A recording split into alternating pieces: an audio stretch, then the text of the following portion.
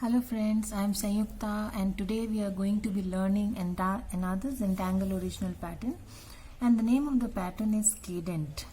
Yes, the name Cadent inspired from the famous hound's tooth weave found on fabrics, right? So it is basically a grid based pattern. So what I have done here is drawn a square grid with my pencil, and then I'm going to draw a box like shape or a small square on each of the intersections, right? So Cadent is basically a grid based pattern, and when you forget about the grid and just draw cadent moving about in just any direction, that is where the cadent original becomes a crazy cadent, right? Again, a grid based pattern which is open to many tangulations because it provides a lot of space to play around with, right? So what I have done here is drawn boxes on all the crossings, and then I'm going to be joining these two boxes by an S shape, right? So what I've done is taken off from this box, traced a portion of this box or one side of the box and landed on the second one. Again taken off from this side of the box, traced a part of this box and then landed on the third box, right? The technique is also called the technique of landing and taking off, or taking off and landing in Zentangle terminology. So doing the same exercise here, drawing a kind of an S shape, right? Starting from one box to the other. And while I'm drawing the box, I'm tracing a part of the box this side and then landing on the second one, again taking off from the second box and landing on the third one. So repeating the same exercise on all the three columns, right? And then I rotate my tile or the sketchbook or whatever material you are drawing on, and then do the same exercise vertically, right? This way. So again tracing up this side of the box, drawing an S shape, a mild curve and an S shape, and landing on the second one. Starting here, drawing an S shape, landing on the second. Again taking off, tracing a part of the box, landing on the third one, right? So this is the pattern Cadent, right? And the pattern originally looks like this, but a very normal variation of the pattern which is seen very often is replacing these boxes with orbs, right? So again taken a square grid and replace the boxes with small orbs, right? And then repeating the same exercise, tracing one side of the orb, taking off and landing on the second one, right? Again taking off from the second one, landing on the third one, right? Retracing a part of the orb just to get the flow. You can note here that an orb provides a better flow to your hand and in drawing the S shape rather than a box, but originally the cadent is drawn with a box, right? Again rotating my tile and then doing the same exercise this way vertically, right? So the two important things to note here is the taking off and the landing technique and the S shapes, which are important components of the pattern Cadent. So by now you can well imagine how does the pattern Cadent look, right? Now we come to shading a cadent. So there are various ways you can go about shading a cadent. Adding some graphite at the outline, just adding some graphite at the four sides of the cadent. You can shade a cadent like this, right? If you want, you can add an inner aura, draw a cadent within a cadent, and then shade it, right? There are so many ways to go about shading. There are no standard rules. I'm just showing a few, right? So cadent within a cadent. If you want, you can play around, draw something like this, and then add graphite the four corners, right? Something like this, leaving the inner space empty, right? That's also cadent, right? So there are n number of ways. How you want to go about it, entirely up to you. Just shading on one side, right? I think my pencil is too sharp. I need to blunt it. Just ensure the pencil you are using for shading is not too sharp, right? Otherwise you will get such marks. So just blunt it, rub it on the wall or something rough so that you blunt it a bit. So this here I have added some shading at one side of the cadent, right? So these are various ways in which you can shade your cadent. How does a cadent look if you add aura? We'll see. We move on to our tile, right? So I have this tile in front of me. I'm going to draw some orbs. Draw my cadent using the orbs, right? So I have drawn a pencil grid, a big grid, some squares with my pencil. The grid is not penned here, right? The grid is not penned here, and so I'm drawing these bigger sized orbs on the intersection of the grids that I have drawn, right? A square grid that I have drawn.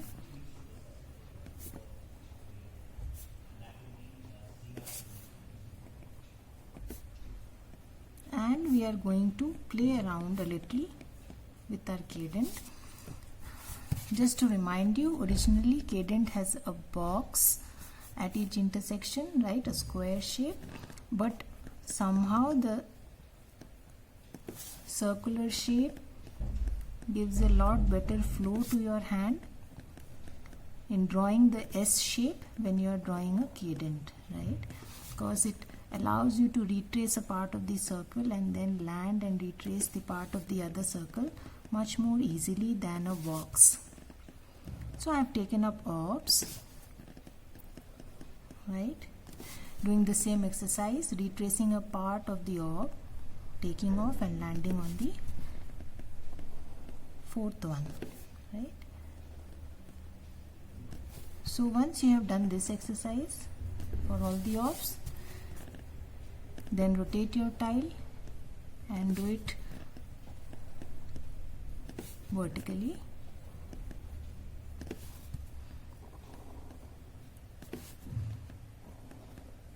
Right? So S shape, one of the elemental strokes of the Zentangle method, just playing with that shape to create this beautiful pattern, cadent, inspired from the famous houndstooth weave found in fabrics, right? So now what I'm going to do is add a layer of aura, or probably 2 layers inside each of my cadents, right? So what am I doing? Adding aura inside my cadent. So I'm going to add 2 or 3 layers of this aura. Let me see how much space is left in between after adding 2, right? I'm constantly rotating my tile so that my hand doesn't have to move much. So I have added the 3rd layer of aura, right? And then in the last session we learned the tangle pattern cubine, right? So I am going to add cubine inside my cadent and create a tangleation.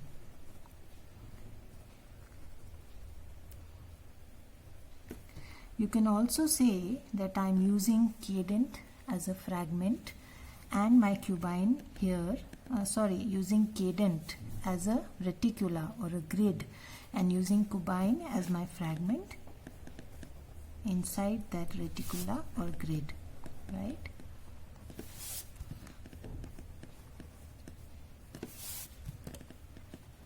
So using the grid based pattern cadent as a reticula or a grid and using the space created inside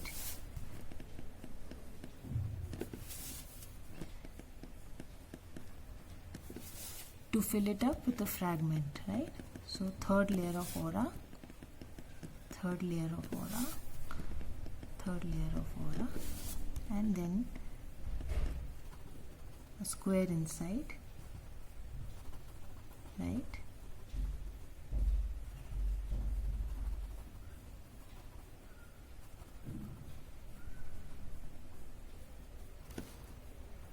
So we already know how to draw the tangle pattern cubine, right? You can also make it a little bigger.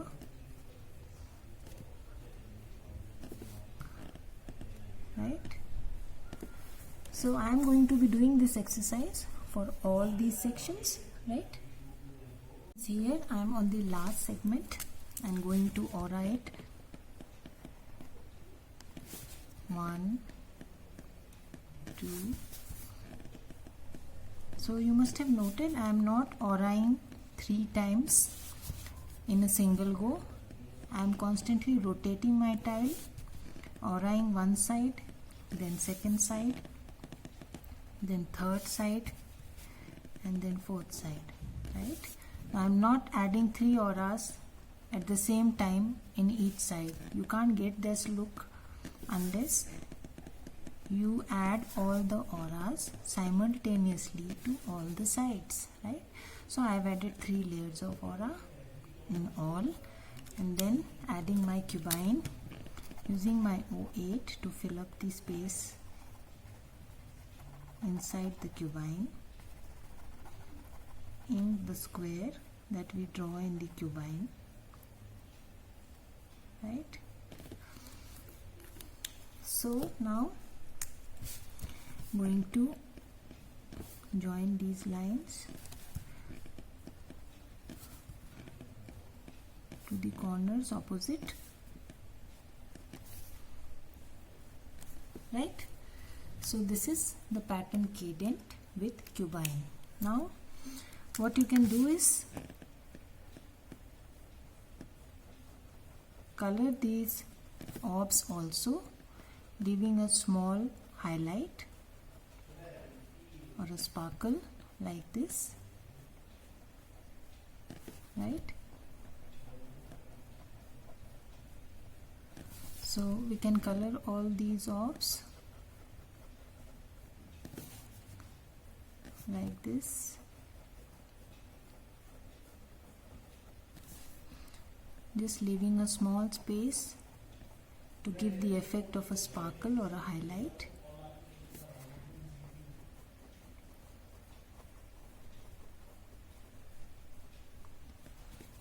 Right?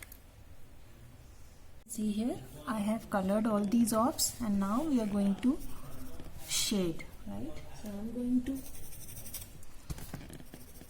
add graphite on one side of the cubine, and on these crossings from where the lines or the auras are emanating, right? So that is how I am going to shade one side of the cubine, and then some graphite in the area where the orbs are drawn, from where the lines are emanating, right? Again, one side of cubine, some graphite here, here, and here, right? Yes. And then some graphite here, here,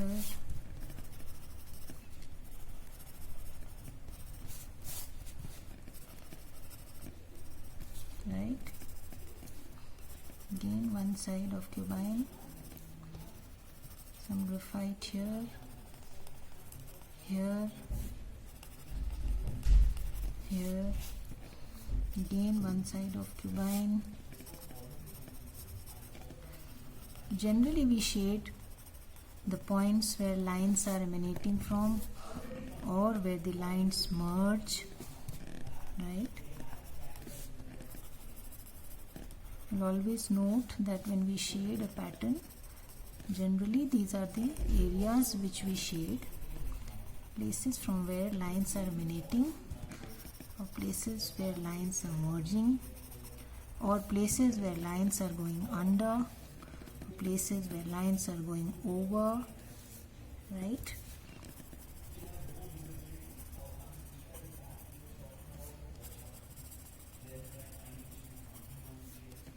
Right? So let's start our shading. I'm just going to blend the graphite that I have.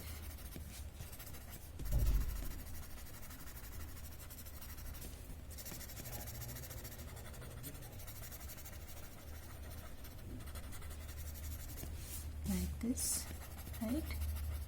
Leave a highlight in the center. Don't cover the entire side, right? The centers need to be white so that they look like highlight, and don't intend to cover the entire cadent in gray, right? So just leave some space in the center so that it looks like a highlight. Right? Again, shading my cubine.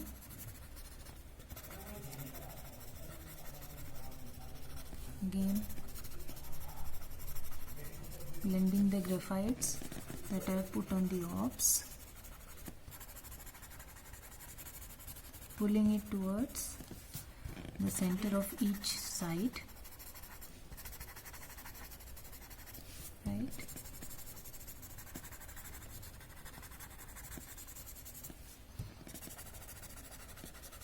You can see by now how is my cadent looking. Just by creating a simple tangulation, I have replaced the boxes by orbs, and I have used the inner space and used cubine as a fragment and cadent as my reticular, right?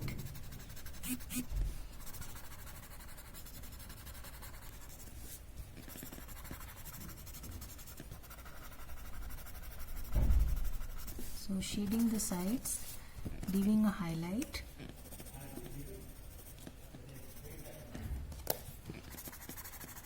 right?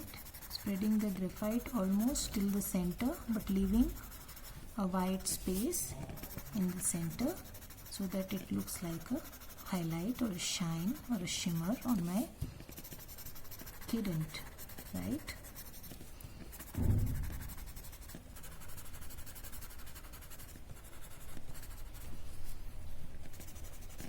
Right?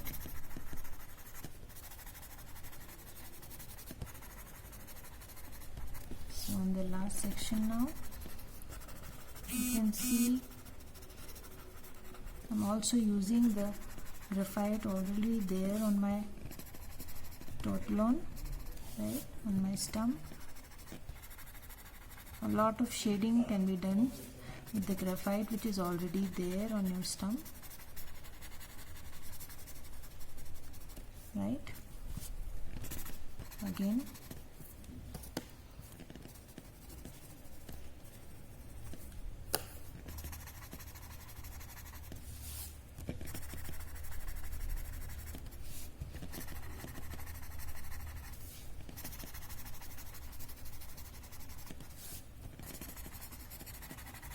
you have already created the effect of a highlight with the help of your pencil shading, but if you wish, you can always add some white charcoal, right? It serves the same purpose. In case your highlights are not very clear, you can always use your white charcoal to highlight it more, right? So I think we are done with the shading part also. Just merging excess graphite, if any, anywhere.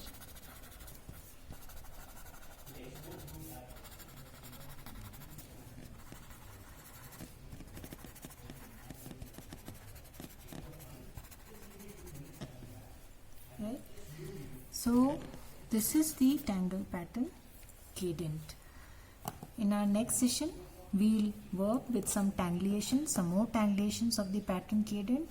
Learn more about crazy cadent, that is when cadent doesn't want to be bound by a square grid, then it goes crazy. We'll learn about some triangular cadents and some more patterns which are very closely related to cadent. So catch up with my next session of cadent part 2, right? Till then, take care, have a good time. You must initial your tile and sign and date it.